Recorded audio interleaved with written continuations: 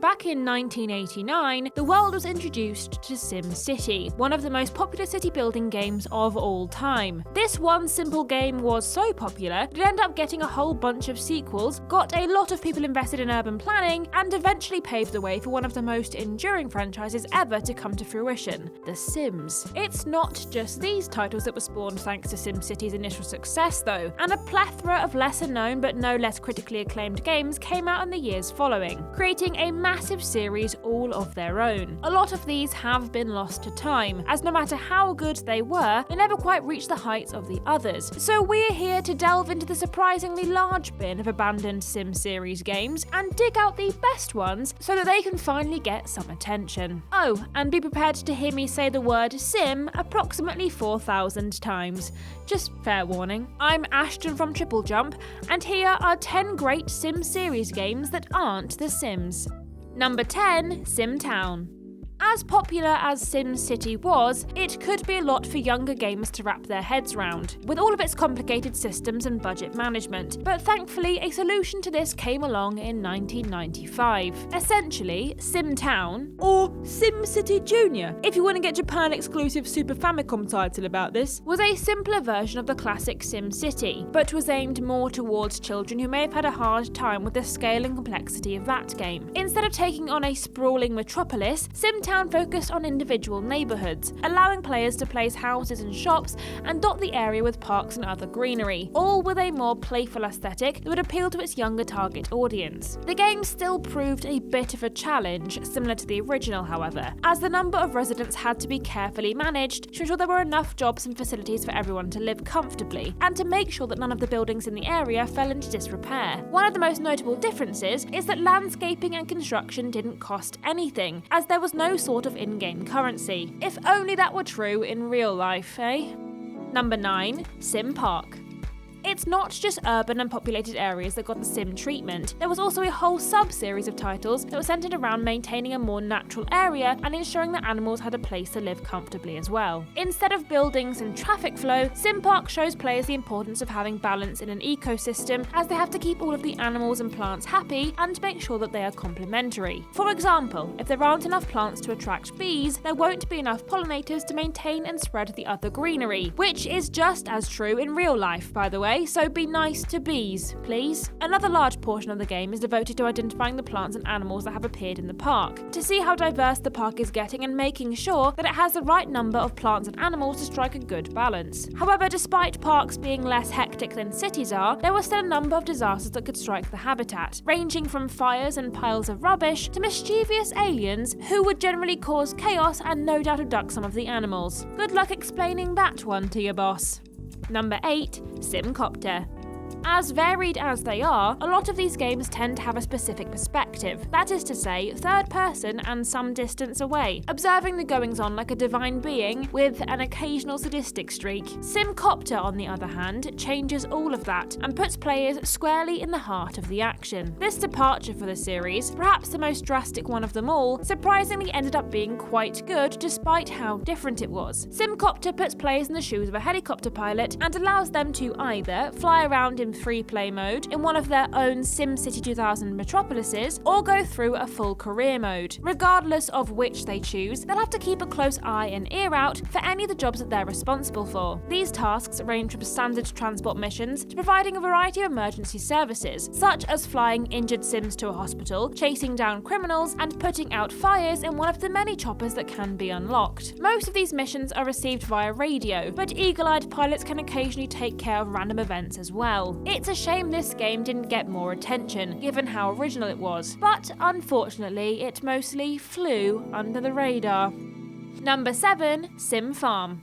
From the skies to the ground now, as we take up a plough and a pitchfork and get ready to get our hands dirty. The farming simulator known as Sim Farm takes the action and puts it out on, would you believe it, a farm, which can be built up and managed by adding buildings, livestock, and crops. Players can also interact with the nearby town in order to place different types of tiles, which may unlock new options such as aeroplanes for crop dusting, and they can even participate in livestock competitions. If the farm is doing well enough, the player's homestead will expand every year, and this increased income will obviously also allow for expansion of the farm and the addition of more crops and livestock, allowing the cycle to continue and the farm to expand even more. As is the case with all of these titles though, equipment, money, and resources have to be balanced and maintained properly in order to ensure the revenue continues to remain high, which can be difficult, especially when having to dodge natural disasters like dust storms and drought. Also, the crops have to be right for the environment the player has chosen, or they won't be a viable source of income. Ugh,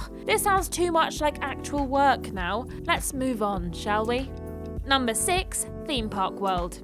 What's about as far away from farms as possible? Amusement parks, of course, and luckily that's just what we have for you now. Known as Sim Theme Park in North America, Theme Park World is a bit of a weird one, as it's technically a sequel to Theme Park, which itself is a precursor to Theme Hospital, but somehow it's still listed as a sim game, presumably because of its title change. Confusing, but it still counts, I think. As players build up each of the available theme parks in the game, they'll have to maintain guest happiness with ride maintenance and ensure they have enough money to keep the rides they have operational and add new ones so that folks don't get bored. Each of the 4 main parks have a specific theme and provides a few unique rides that correspond with it. One of the most novel features, at least for the time, was the ability to ride the rides in a first-person perspective, to see what it would be like to go on them yourself. It's likely the release of Roller Coaster Tycoon is the main reason this particular series of theme park simulators faded into obscurity, as they were both released in the same year, but the concept remains a popular subgenre to this day. Number 5, SimAnt. By far the smallest in scale of these titles, SimAnt throws away the feeling of being an all-powerful overseeing entity and gets right down in the business of some of the smallest life forms on Earth. In this interactive ant farm, players will have to take control of an entire colony of black ants, controlling one at a time as they travel through grass, digging out a home, and collecting food whilst trying to dodge a number of dangers that can be found. Sometimes though, they'll have to take some of these threats head on, especially the rival red ant colonies, which have to be attacked and eventually driven out of the conflicting territory. It doesn't stop there though, as at least in the main game mode, the ants also have to drive out the humans in the nearby home, presumably by swarming in so significantly that the family would need an ant trap the size of a small car in order to get rid of them all. This was the first sim game that had any sort of end goal, and despite the somewhat strange premise, it proved to be incredibly popular. More than that, it was the game specifically that inspired The Sims, somehow, so we have it to thank for that. Number 4, SimSafari. The next game follows a general premise that we saw earlier with Sim Park, but as might be apparent from the title, SimSafari takes the action and instead places it on an African savanna and features location-appropriate flora and fauna. There are 3 separate zones of the area that need to be built up: the nature park, the tourist camp, and the African village. The first of these is probably the most precarious, as players will have to make sure once again that they have enough of a variety of plants and animals so that they all have enough to eat, whilst ensuring the predators don't decimate the herbivore populations. The camp area is where all the tourist buildings go, including lodging, restaurants, and swimming pools, while the village area provides staff, while also being the hardest to maintain because its expansion is purely determined by the AI. The ultimate goal is to ensure the park has a 5-star rating, which will require each of these different zones to be running smoothly and effectively, maintaining happiness of all the people and animals involved. With its complicated environment balancing and a variety of missions that players could take on, SimSafari was a great way to build on the formula established by Sim Park. Number 3, SimEarth.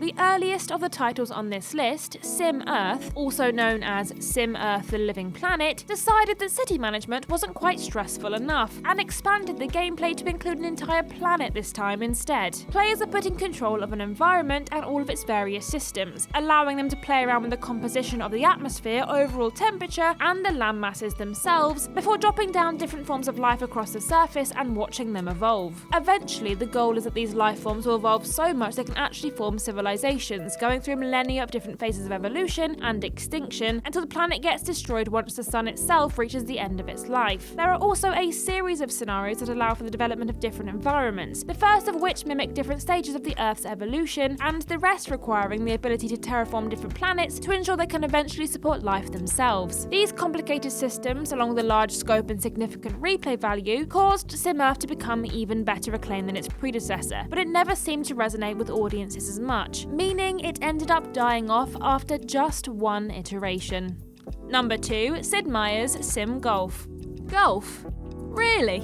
All this time we've been looking primarily at management games, and now it's nearly done, and we've veered into the world of sports. Yes, surprisingly, one of the most well-reviewed Sim titles is actually a golf game, sort of. Go figure. Sid Meier's Sim Golf, like Theme Park World all those entries ago, is a bit of an anomaly, mainly because of the involvement of the titular Sid Meier and Firaxis games. Despite this though, the title has more in common with something like SimSafari than it does with PGA Tour. Though they can participate in tournaments and the like in order to earn some more cash, Sim Golf primarily requires players to build up the golf course itself, starting with the first hole before they're able to add in additional fairways, trees and other landscaping elements, as well as different facilities to make the overall experience more pleasant for their golfing patrons. Their enjoyment can also be improved by listening to their conversations as they talk about some of their interests, and if the right decorations or buildings are added, they'll have a better time. The course itself also has a difficulty rating which can be adjusted depending on the skill and wishes of the clientele. This surprising depth makes the game a real diamond in the rough.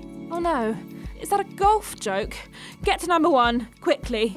And number 1, SimCity 4.